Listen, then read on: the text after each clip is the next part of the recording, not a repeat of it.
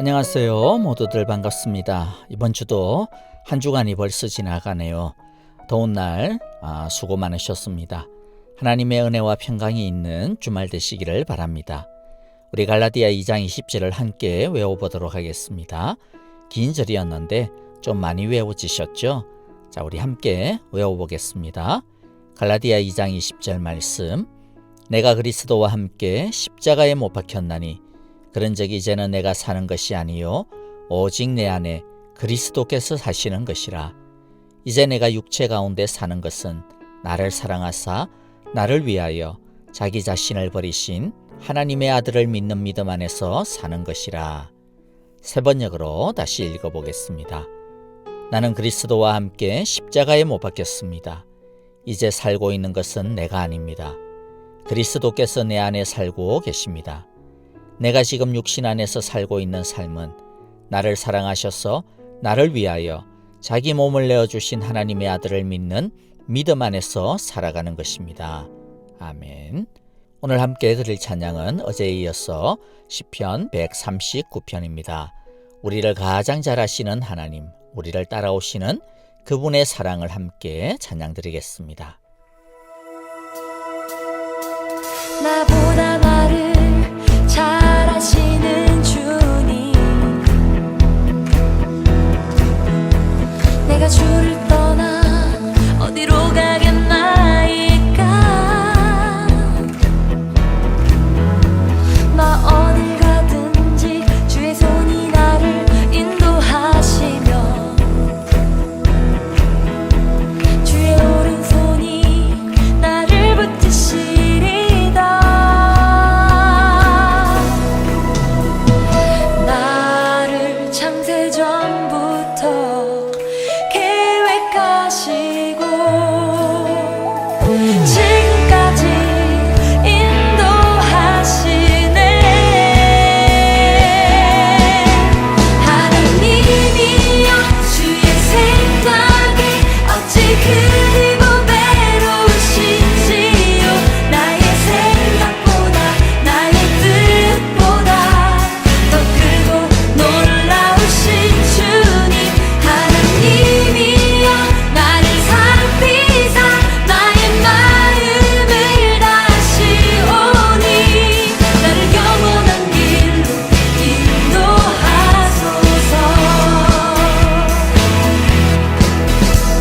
나보다 나를 잘 아시는 주님,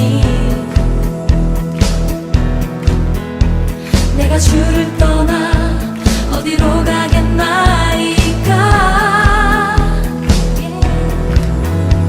나 어딜 가든지 주의 손이 나를 인도하시며 주의 오른손이 나를 붙드시리다.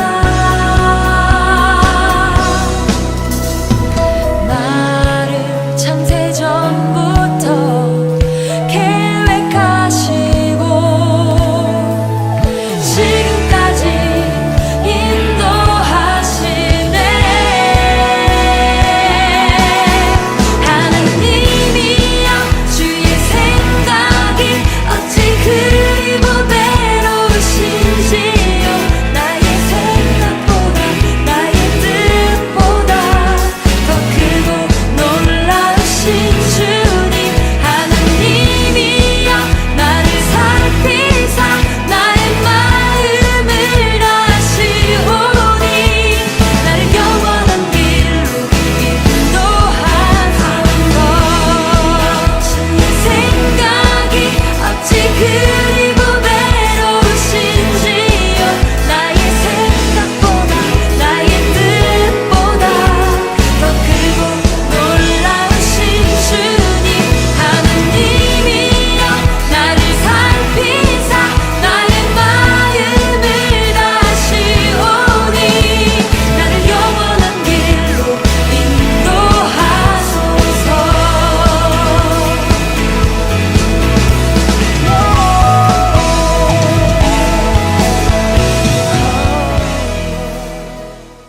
오늘 함께 나눌 말씀은요, 시편 139편의 두 번째인데요. 오늘은 7절부터 12절입니다. 7절을 제가 먼저 읽겠습니다. 내가 주님의 영을 피해서 어디로 가며 주님의 얼굴을 피해서 어디로 도망치겠습니까? 내가 하늘로 올라가더라도 주님께서는 거기에 계시고 스올에다 자리를 펴더라도 주님은 거기에도 계십니다. 내가 저 동력 너머로 날아가거나 바다 끝 서쪽으로 가서 거기에 머무를지라도 거기에서도 주님의 손이 나를 인도하여 주시고 주님의 오른손이 나를 힘있게 붙들어 주십니다.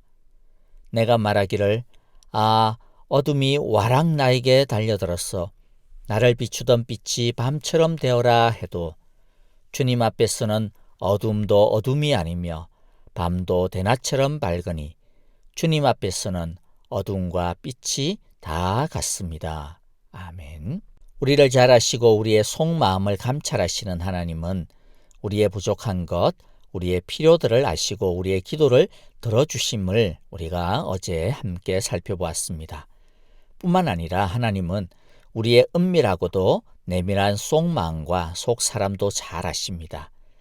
그래서 하나님이 나를 아신다라고 할 때 우리는 안심이 되고 기쁜 동시에 우리의 속을 하나님 앞에서 밝아받는 듯한 부끄러움을 느끼기도 하는 것 같습니다. 자, 오늘 첫 번째는요.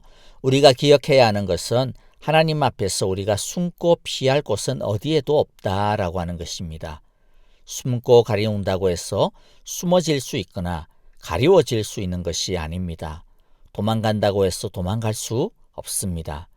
7절 내가 주님의 영을 피해서 어디로 가며 주님의 얼굴을 피해서 어디로 도망치겠습니까? 특히 우리 안에 하나님이 보시기에 부끄러운 죄가 있다든지 해결되지 아니하는 그러한 죄가 있다든지 하면 어떻게 하든지 그것을 숨기려고 합니다. 그게 우리의 속성이죠.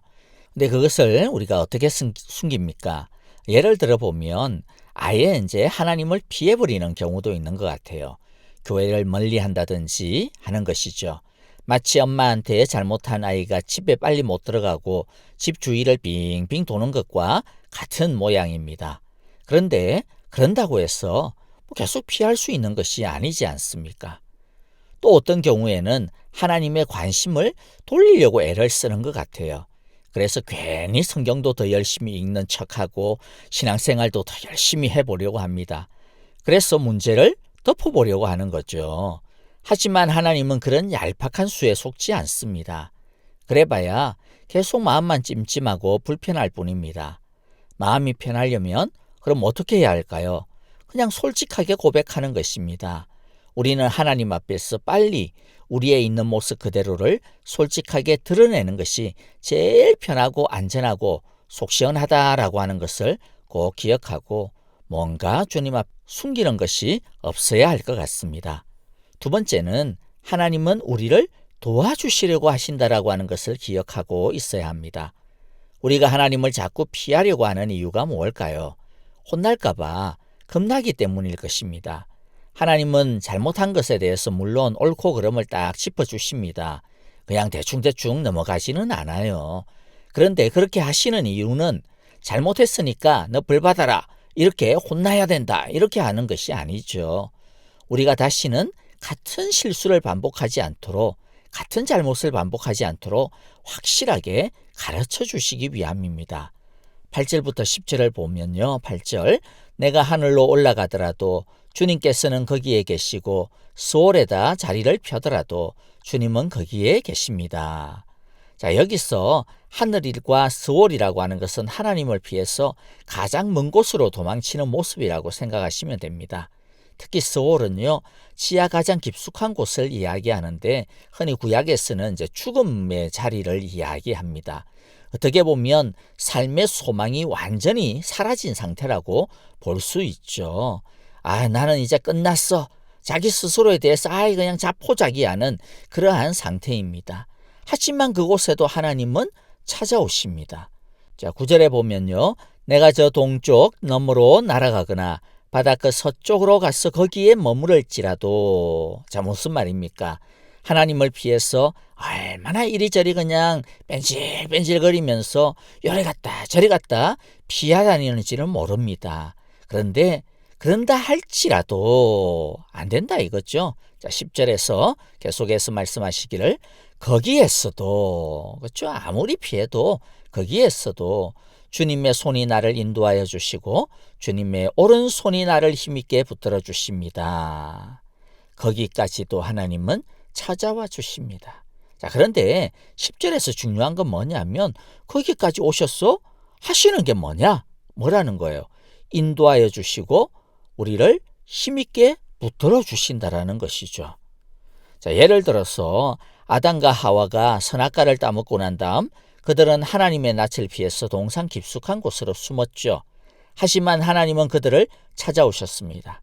찾아오셔가지고 그들의 죄를 하나하나 낱낱이 드러내셨어요. 그리고 그 죄에 합당한 벌도 내렸습니다. 그런데 그게 전부가 아니었습니다. 그렇죠? 진짜 하나님의 찾아오신 목적이 따로 있었습니다. 그 목적이 무엇이었습니까? 그들의 부끄러움, 수치를 덮어주는 것이었습니다. 그들의 연약함을 덮어주시는 것이었습니다. 그리고 그들 스스로 해결할 수 없는 그들의 죄를 해결할 수 있는 해결책을 하나님께서 제시해 주시기 위함이었습니다.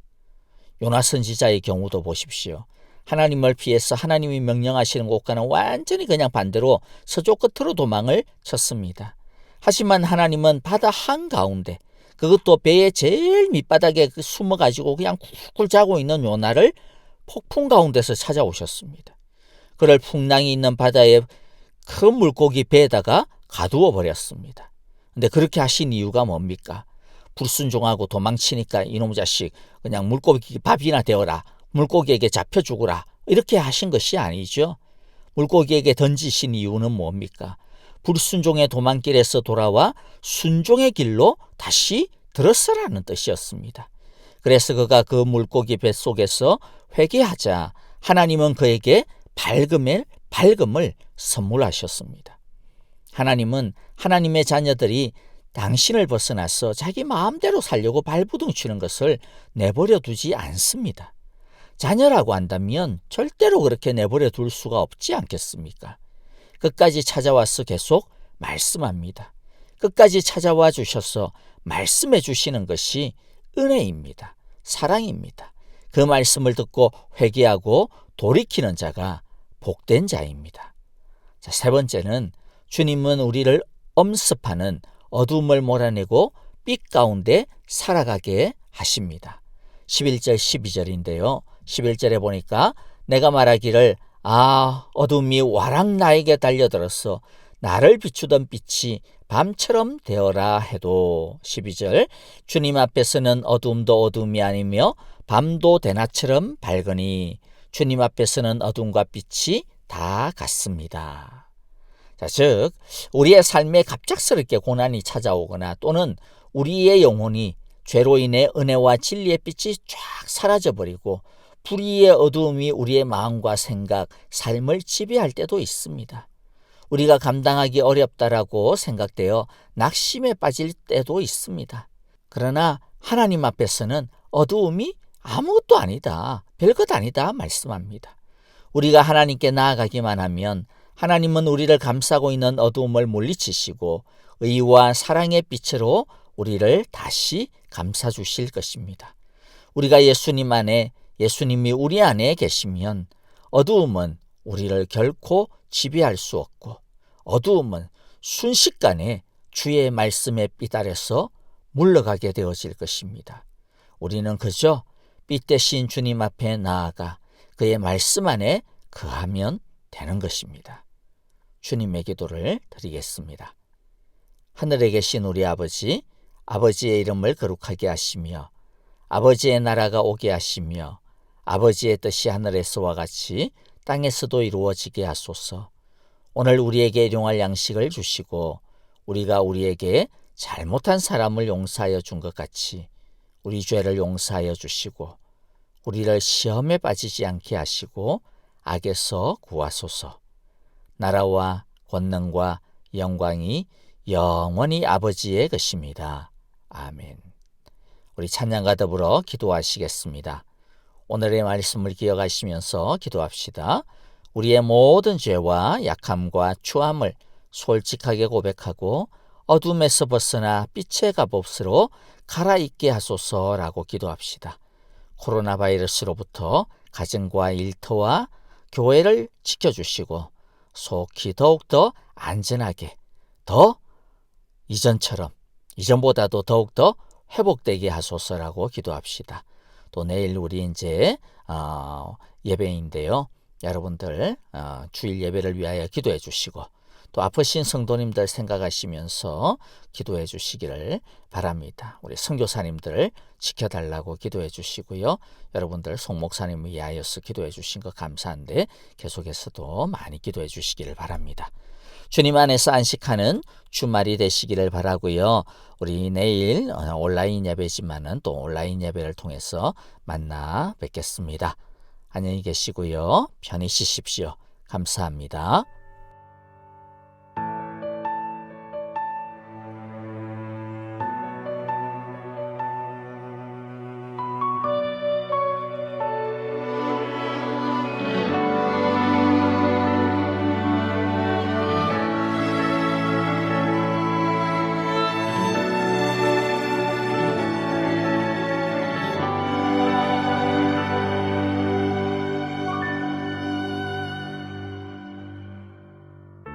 태초에 말씀이 계시니